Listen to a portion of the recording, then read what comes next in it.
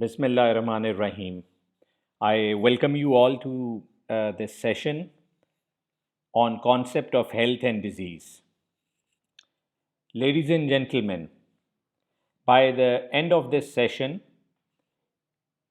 all the participants should clearly understand the concepts of changing concepts of health, definition of health, dimensions of health, what is positive health, what is well being, and at the end we will be discussing physical quality of life index and human development index, and I will at the end also make a comparison between the two,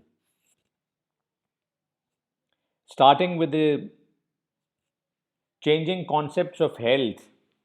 An understanding of health is the basis of all healthcare. Health is not perceived the same way by all members of the community, including various professional groups, example, biomedical scientists, social science specialists, health administrators, ecologists, giving rise to confusion about the concept of health. In a world of continuous change, new concepts are bound to emerge based on the new patterns of thought. And health has evolved over the centuries as a concept from an individual concern to a worldwide social goal and encompasses the whole quality of life. A brief account of the changing concepts of health will be discussed by me in the following slides. When I say that health has evolved over the centuries as a concept from an individual concern to a worldwide social goal, you can really well understand that initially people were concerned about their own health or the family members were concerned. But then at a global level, an organization was established by the name of the World Health Organization. And the World Health Organization has taken it as a social responsibility to look after the health of people of all the countries and all the regions of the world.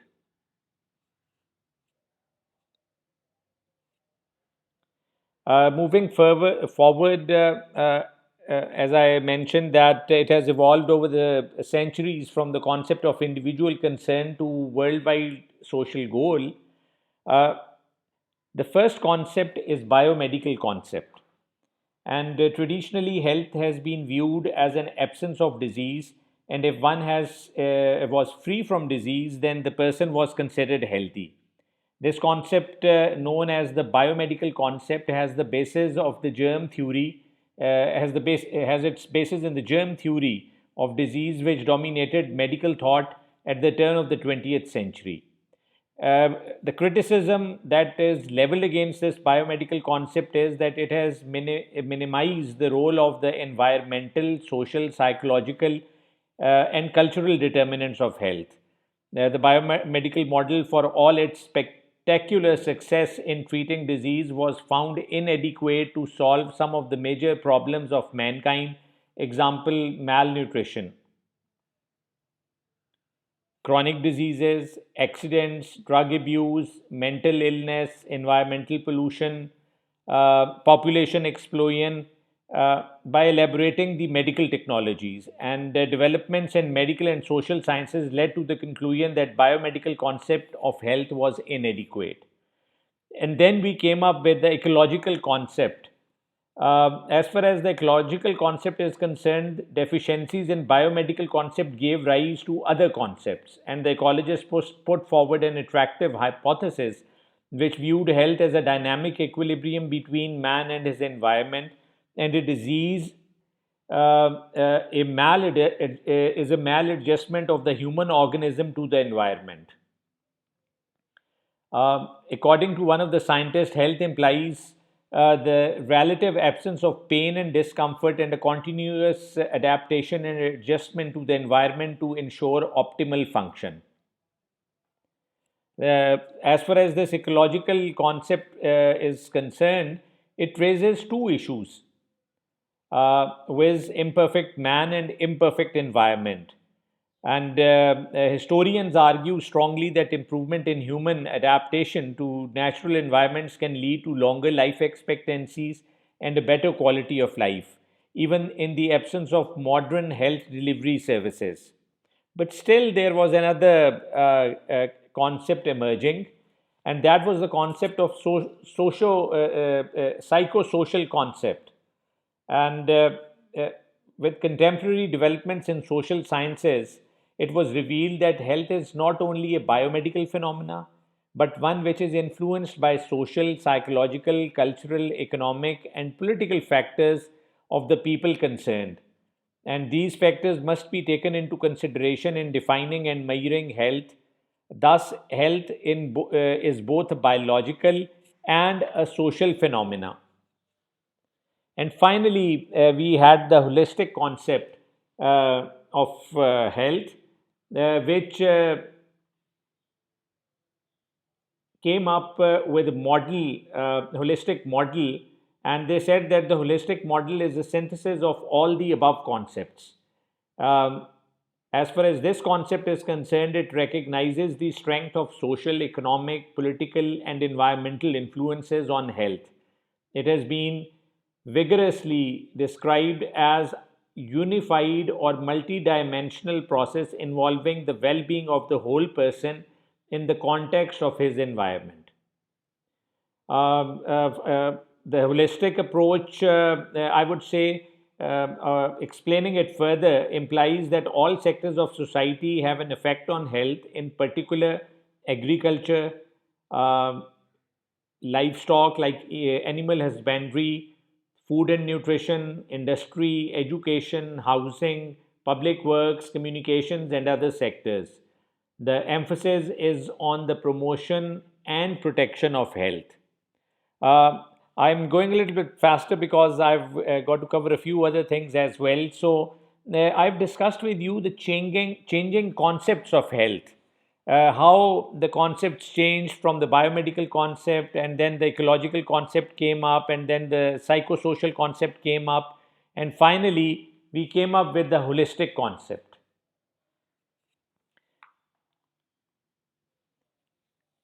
Of course, when we are discussing the concepts of health, the question comes to mind that what is health?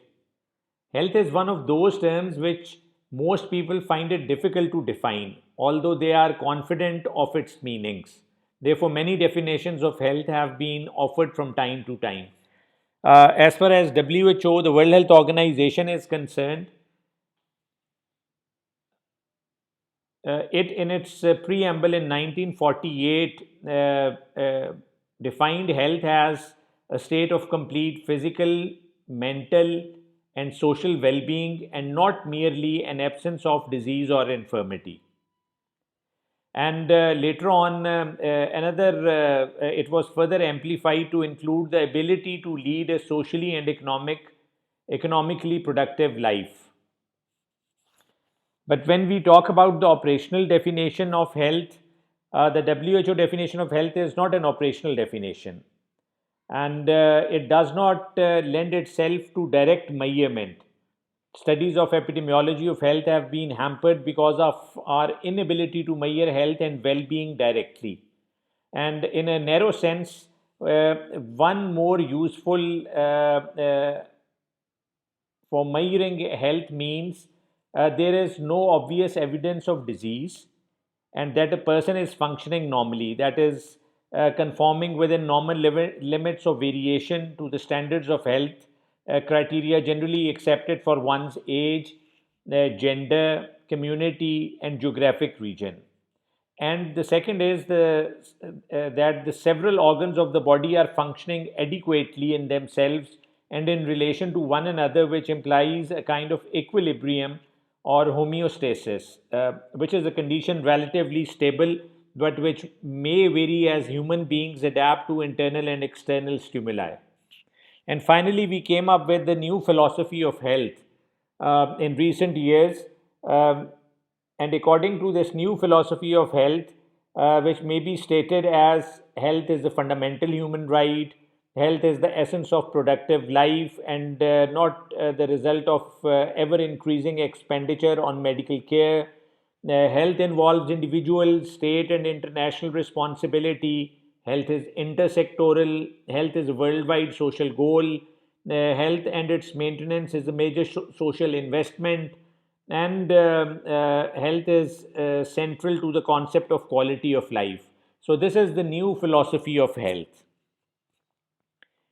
Moving further, I would like to highlight the dimensions of health. And as you can see, there are various dimensions of health, ranging from a physical dimension to emotional and to vocational, and a few others are also included in it, and I'll be highlighting them. Starting off from the physical dimension, I would say that health is probably the easiest to understand. The physical dimension of health is easiest to understand, and the state of physical health implies the concept of perfect functioning of the body, and it conceptualizes health biologically as a state in which every cell and every organ is functioning at optimum capacity and in perfect harmony with the rest of the body. However, the optimum health is not definable. As far as evaluation of physical health is concerned, modern medicine has evolved tools and techniques which may be used in various combinations for the assessment of physical health. And these may include self assessment of overall health, inquiry into medications, inquiry into levels of activity, example of number of days of restricted activity within a specified time, degree of fitness, inquiry into symptoms of ill health and risk factors, then biochemical and laboratory investigations, nutrition and dietary assessment, clinical examination, standardized questionnaires for respiratory diseases, standardized questionnaires for cardiovascular diseases, and finally, inquiry into the use of medical services, example, the number of visits to a physician, number of hospitalizations in the recent past. As at the community level, the state of health may be assessed by such indicators as death rate, infant mortality rate, and expectation of life. And ideally, each piece of information should be individually useful, and when combined, should permit a more complete health profile of individuals and communities. So you can well understand how important physical dimension of health is. But when we come to the mental dimension, mental health is not merely the absence of mental illness. Good mental health is the ability to respond to the many varied experiences of life and flexibility and a sense of purpose. And some decades ago, the mind and body were considered independent entities. However, researchers have now discovered that psychological factors can induce all kinds of illness, not simply mental ones. And they include conditions such as essential hypertension, peptic ulcer, and bronchial asthma. And some major mental illnesses, such as depression and schizophrenia, have a biological component. So, although mental health is an essential component of health, the scientific foundations of mental health are not yet very clear to even to the psychiatrists. And therefore, we do not have precise tools to assess the state of mental health, unlike physical health. And psychologists have mentioned several characteristics as attributes of a mentally healthy person, which could be that he faces problems and tries to solve them intelligently, that is, coping with stress and anxiety. A mentally healthy person is free from internal conflicts. He is not at war, he or she is not at war with him or herself. He or she has good self control, balances rationality and emotionality. She knows himself, herself, his her needs, problems, goals. This is known as self actualization. He or she has a strong sense of self esteem. He or she searches for identity. He or she is well adjusted, that is, he or she is able to get along well with others and accepts criticism and is not easily upset. So, you can well imagine that there are several things which are covered in the mental dimension. And assessment of mental health at the population level may be made by administering mental status questionnaires by trained interviewers. One of the keys to good health is a positive mental health. And unfortunately, our knowledge about mental health is far more I would say, is still incomplete. Then there's this third dimension, which is the social dimension. And the social dimension of health includes the levels of social skills one possesses, social functioning, and the ability to see oneself as a member of a larger society. In general, social health takes into account that every individual is part of a family and of wider community, and focuses on social and economic conditions and well-being of the whole person in the concept of a social network.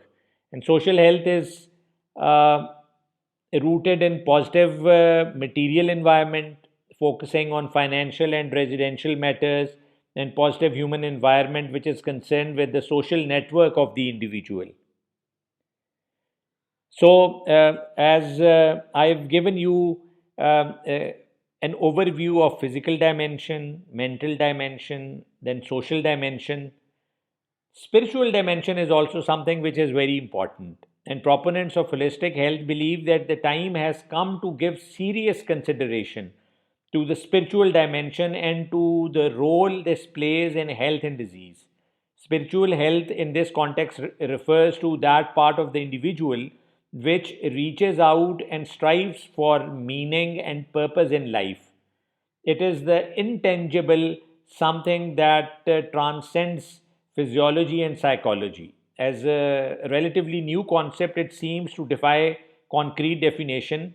I would say it includes integrity, principles, and ethics, the purpose in life, commitment to some higher being, and belief in concepts that are not subject to the state of art explanations. Then we have another dimension, the emotional dimension. And emotional and mental dimensions might have some overlying things, but emotional dimension is something different. Historically, the mental and emotional dimensions have been seen as one element or as two closely related elements. However, as more research became available to a definite difference is now emerging, and mental health can be seen as knowing or cognition, while emotional health relates to feeling. And experts in psychobiology have been relatively successful in isolating these two separate dimensions.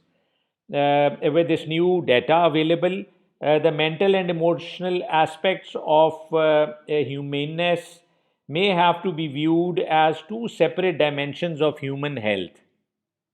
And now, if some of you recall, we used to have this intelligence quotient. Now we also have an emotional quotient, EQ, which we called EQ, IQ, and then EQ. And I discussed with you the social dimension. There is another concept which has come up, like the intelligence quotient, the emotional quotient. There is also social quotient now, which assesses the personality of a person. Then we have this vocational dimension, very important aspect of life dimension. It is a part of human existence. When work is fully adapted to human goals, capacities, and limitations, work often plays a role in promoting both physical and mental health. Physical work is usually associated with an improvement in physical activity, while goal achievement and self realization in work are a source of satisfaction and enhanced self esteem for individuals. The importance of this dimension is exposed when individuals suddenly lose their jobs or are faced with mandatory retirement.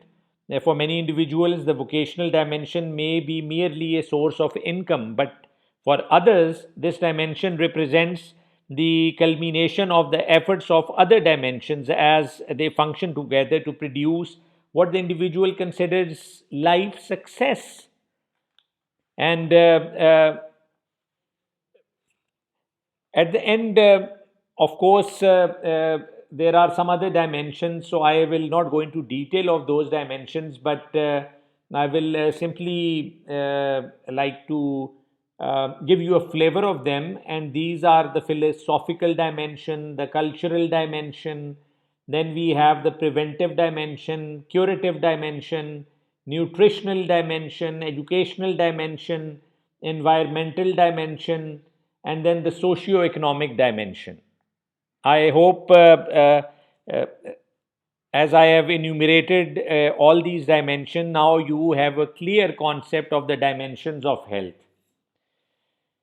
Well, we started off from the concept of health, then we talked about the definition of health, then how do we differentiate health from disease, and then changing concepts of health, dimensions of health.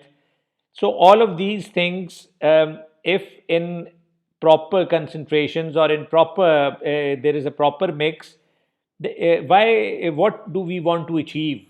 We want to achieve positive health. That is our goal.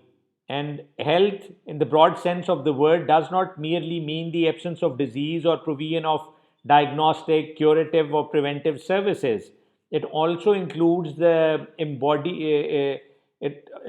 includes as embodied in the World Health Organization definition, a state of physical, mental, and social well-being. The harmonious balance of the state of the human individual integrated into his environment constitutes health as defined by the World Health Organization. I would further say that the state of positive health implies the concept or the notion of perfect functioning of the body and mind. It conceptualizes health biologically as a state in which every cell and every organ is functioning at optimum capacity and in perfect harmony with the rest of the body, and psychologically as a state in which the individual feels a sense of perfect well-being and of mastery over his or her environment, and socially as a state in which the individual's capacities for participation in the social system are optimal. These ideas were widely ventilated some years ago, but now appear slightly ridiculous. Uh, a scientist, one of the scientists who worked on positive health, uh, said that the concept of perfect positive health cannot become a reality because man will never be so perfectly adapted to his environment that his life will not involve struggles, failures, and sufferings. And positive health will therefore always remain a, a mirage because everything in our life is subject to change. Health in the context has been described as a potentiality, the ability of an individual or a social group to modify himself or herself or itself continually in the face of changing conditions of life. In working for positive health, the doctor and the community health expert are in the same position as the gardener or farmer faced with insects, molds, and weeds. Their work is never done. So, you need to understand that positive health could be something which is ideally, this could be our ideal, but we are unable to achieve this ideal. Of course, we can reach the maximum level of positive health, but still we won't be able to have 100% positive health. And an alternative approach to positive health conceptualizes health not as an ideal state but as a biologically normal state based on statistical averages. For example, newborn baby in Pakistan weighs around 2.5 kilogram on an average compared to 3.5 kilograms in a developed country, and yet it compares favorably in health. So for them, the concept of positive health is different. For us, it is different. Similarly, the height and weight standards vary from country to country and also between socioeconomic groups. Then, many normal people show heart murmurs, enlarged tonsils, and X ray shadows in the chest, and yet do not show signs of ill health. Thus, health is a relative concept. and health standards vary among cultures, social classes, and age groups. This implies that health in any society should be defined in terms of prevailing ecological conditions. So now this moves me to the concept of health. And in the concept of health, the subjective component of well-being, as expressed by each individual, is referred to as the quality of life. And when we talk about the concept of health, there are three important things which I will like to discuss with you. One is the standard of living, the second is the level of living, and the third is the quality of life. As far as the standard of living term is concerned, it refers to the usual scale of our expenditure. The goods we consume and the services we enjoy. It includes the level of education, employment status, food, dress, housing, our entertainments, amusements, and comforts of modern living.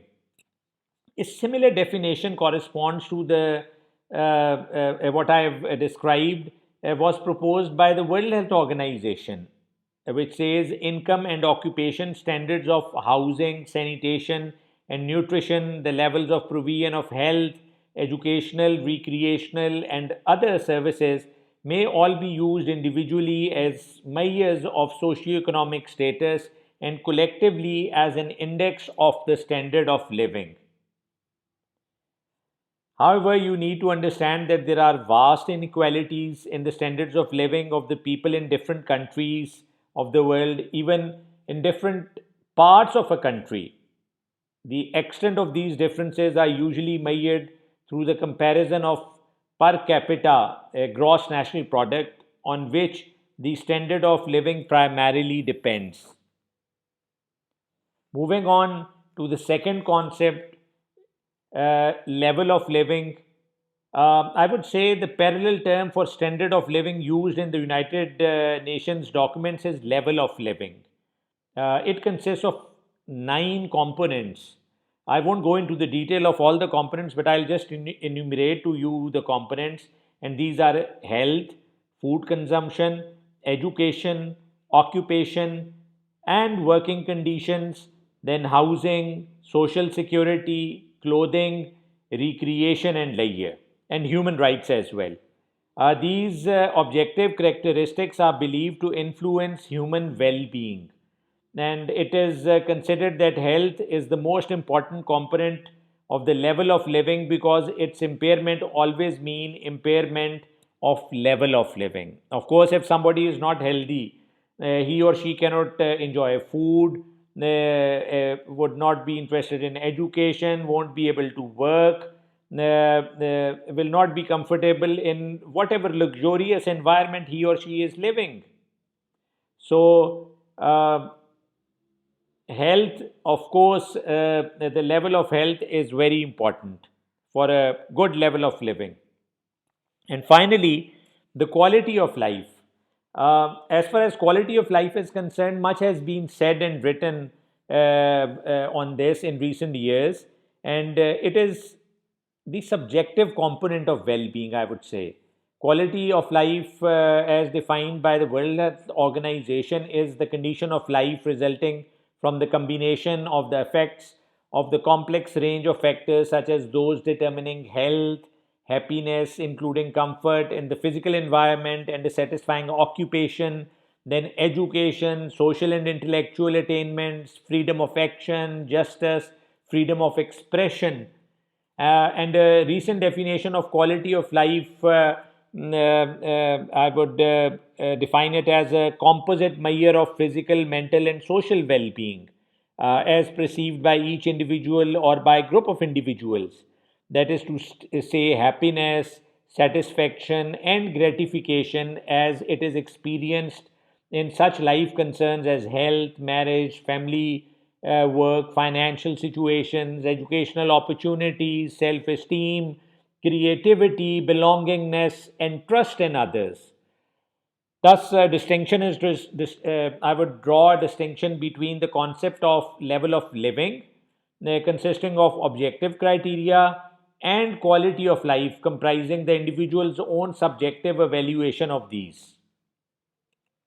I think I've discussed these things in detail, but one thing which I would like to further at least give you a flavor of, that is well being, which is an experience of health, happiness, and prosperity. And it includes good mental health, high life satisfaction, a sense of meaning or purpose, and ability to manage stress.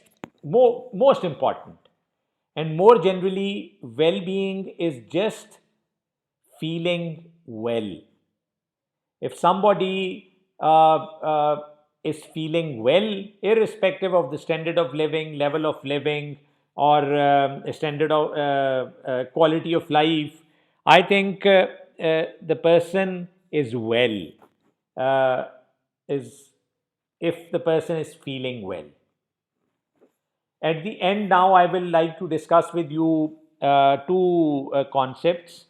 One is the physical quality of life index, we call it PQLI also, and the other is the human development index. What do you think physical quality of life index is? Come on, guess. Is it about physical strength? Because it is physical quality of life index. Some would say maybe it is related with the energy and the power a person has. What do you think?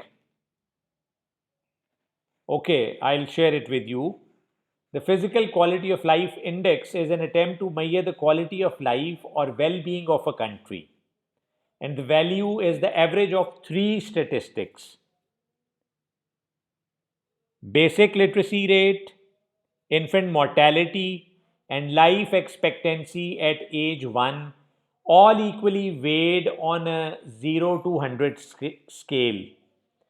As far as physical quality of life index is concerned, once it consolidates, as I mentioned, three indicators: infant mortality, life expectancy at age 1, and literacy. And these three components measure the result rather than the inputs. As such, they lend themselves to international and national comparison. For each component, the performance of individual countries is placed, as I mentioned, from a scale 0 to 100, where 0 represents an absolutely defined worst performance and 100 represents an absolutely defined best performance. The composite index is calculated by averaging the three indicators, giving equal weight to each of them, and resulting in PQLI. Thus, also, as I mentioned, is scaled 0 to 100. And it may be mentioned that PQLI is not taken per capita gross national product into consideration, showing thereby that money is not everything. For example, the oil-rich countries of Middle East with high per capita income have in fact very high PQLI. At the other extreme, Sri Lanka and Kerala in India have low per capita incomes with high PQLI. So, in short, I would say that PQLI does not measure economic growth, it measures the result of social, economic, and political policies. And it is intended to complement and not replace gross national product. And the ultimate objective is to attain a PQLI of 100. Another index with which social scientists came up was the Human Development Index, which is also well known as the HDI HDI. And presently Pakistan is stands 154th in the Human Development Index. As far as Human Development Index is concerned, it is a composite index focusing on three basic dimensions of human development. The first is to lead a long and healthy life, measured by life expectancy at birth. Then we have the ability to acquire knowledge, measured by means of years of schooling and expected years of schooling. And finally, the ability to achieve a decent standard of living measured by gross national income per capita in US dollars. Thus, the concept of, I would say, Human Development Index reflects achievements in the most basic human capabilities, like leading a long life, being knowledgeable, and enjoying a decent standard of living. And hence, these three variables have been chosen to represent those dimensions.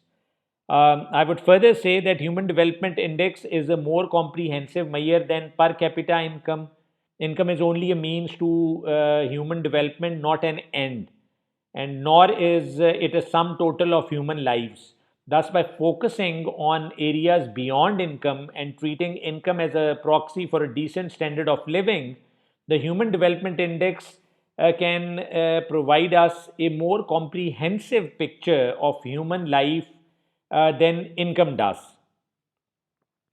And the Human Development Index value for a country shows the distance that it has already traveled towards the maximum possible value to 1.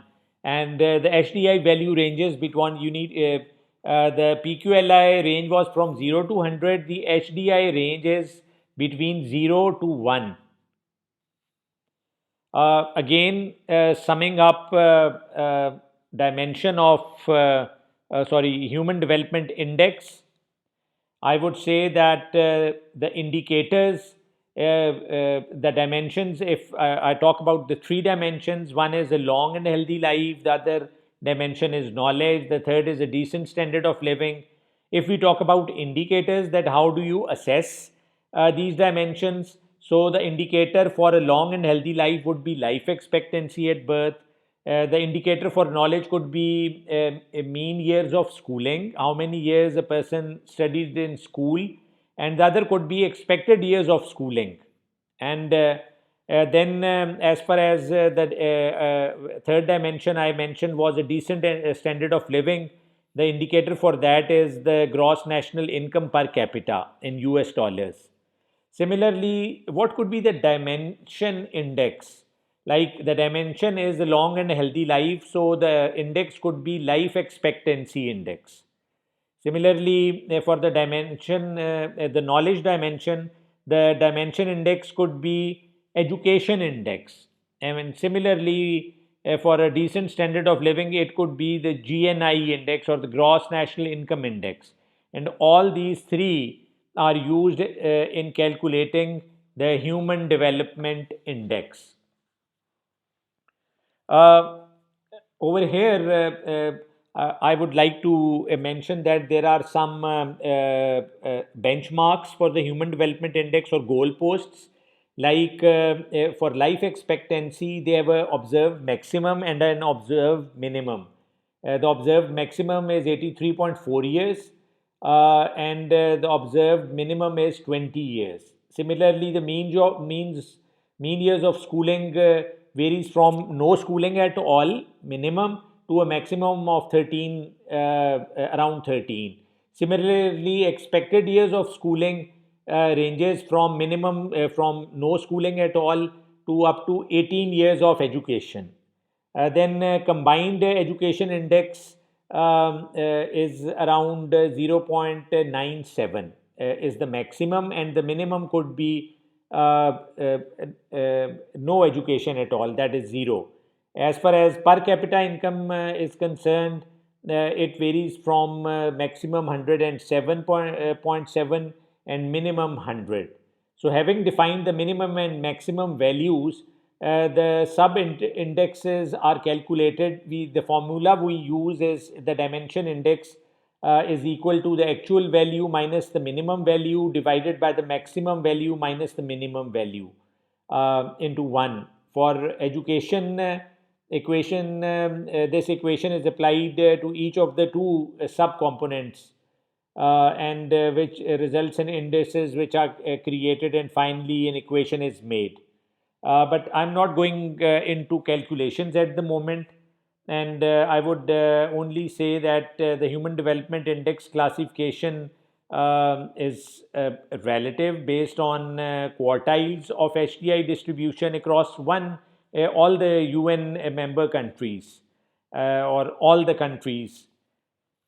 And certain countries like Norway, Australia, and Switzerland are at the top of the Human Development Index ranking, and then Central Africa, African Republic, Niger are at the bottom. Um, Pakistan, as I told you, falls at around 154 in the Human Development Index, and disparities between regions can be significant, with some regions having more ground to cover in making the shortfall than others. And the link between the economic prosperity and human development is neither automatic nor obvious. And two countries with similar income per capita can have very different human development index values, and countries having similar human development index can have very different income levels. So before I end today's session, I'll just like to show you just a comparison. You can just see in this slide the components which we measure in the Human Development Index, which is longevity, life expectancy at birth, whereas in Physical Quality of Life Index, we see life expectancy at age, at 1 years of age. Then in HDI, a decent standard of living or income is considered. We consider knowledge, mean years of schooling, expected years of schooling, whereas in Physical Quality of Life Index, in addition to life expectancy at 1 years of age, we have infant mortality rate and literacy rate. And as I already mentioned to you, I can't overemphasize, but you need to remember this, that the HDI ranges from 0 to +1, whereas for Physical Quality of Life Index, it is 0 to 100. And with this, I end today's session. Pakistan in HDI falls in at 154 at the moment. Thank you very much.